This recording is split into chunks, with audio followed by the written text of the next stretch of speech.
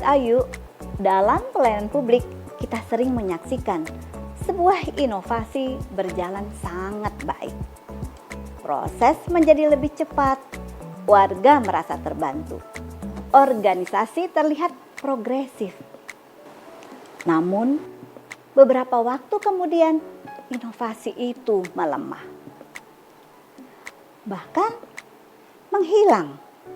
Bukan karena tidak dibutuhkan, bukan karena gagal, tetapi karena satu hal yang tidak terhindarkan dalam birokrasi: pimpinan berganti.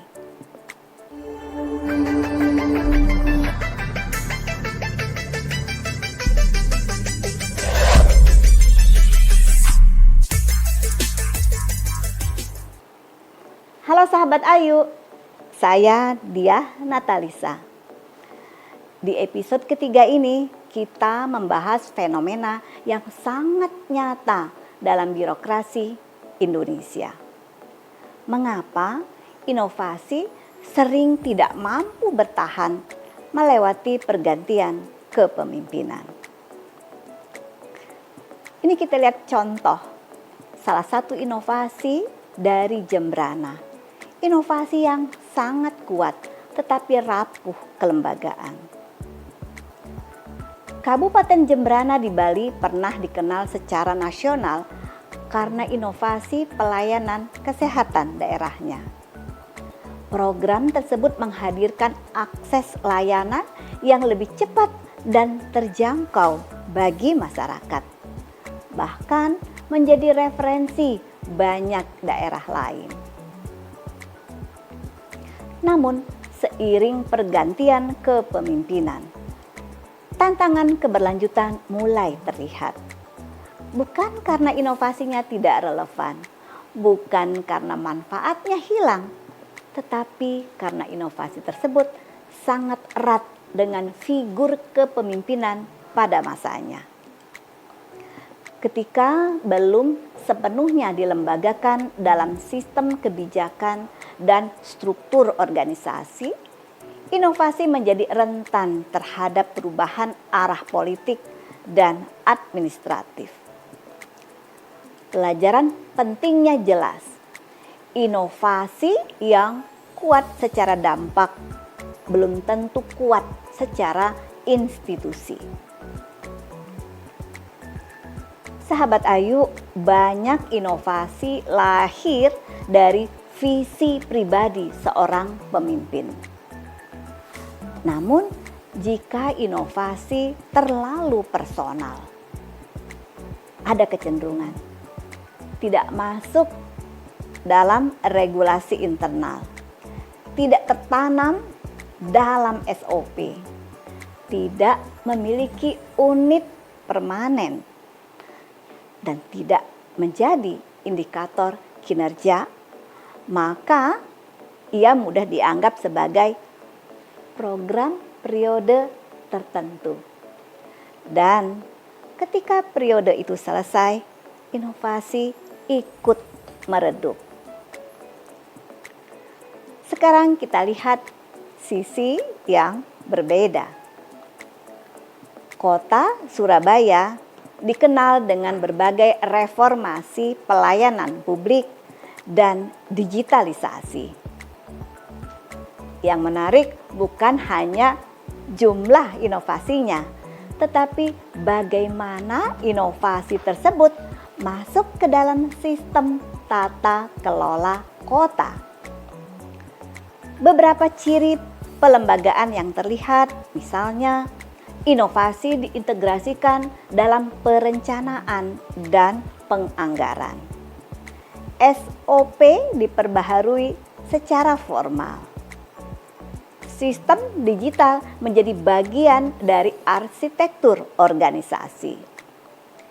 Indikator kinerja disesuaikan dengan pendekatan baru. Dan mekanisme evaluasi dilakukan secara rutin. Hasilnya, meskipun terjadi dinamika kepemimpinan, banyak sistem pelayanan tetap berjalan. Inovasi tidak lagi bergantung pada siapa yang menjabat, tetapi menjadi bagian dari cara organisasi bekerja. Inilah perbedaan antara inovasi sebagai proyek dan inovasi sebagai sistem. Sahabat Ayu, dalam situasi pergantian pimpinan, ASN sering berada dalam posisi yang tidak sederhana. Melanjutkan inovasi lama bisa dianggap tidak sejalan dengan arah baru. Menghentikannya berarti mengorbankan manfaat bagi masyarakat. Jika inovasi tidak dilembagakan, ASN kehilangan pegangan kelembagaan. Namun, jika inovasi sudah menjadi sistem, ASN memiliki dasar profesional untuk tetap melaksanakannya. Sahabat Ayu, kepemimpinan publik yang matang bukan hanya tentang meluncurkan inovasi, tetapi tentang memastikan inovasi bertahan setelah masa jabatan selesai. Melembagakan inovasi adalah bentuk kepemimpinan yang dewasa, karena pelayan publik membutuhkan keberlanjutan, bukan sekedar momentum. Dari dua contoh tadi, kita melihat satu kesimpulan penting.